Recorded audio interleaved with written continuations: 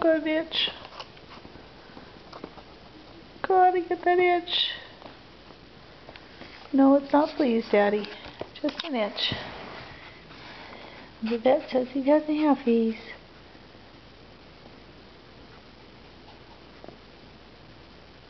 He's checking Tess out. If you're wondering. Oh, that was a head on the coffee table.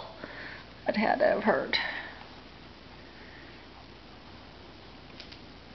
They've been playing all night. They've really actually calmed down quite a bit.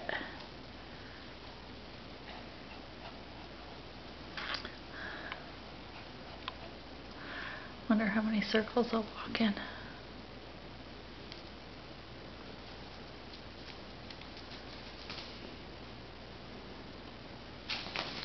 Ooh, that was another headshot.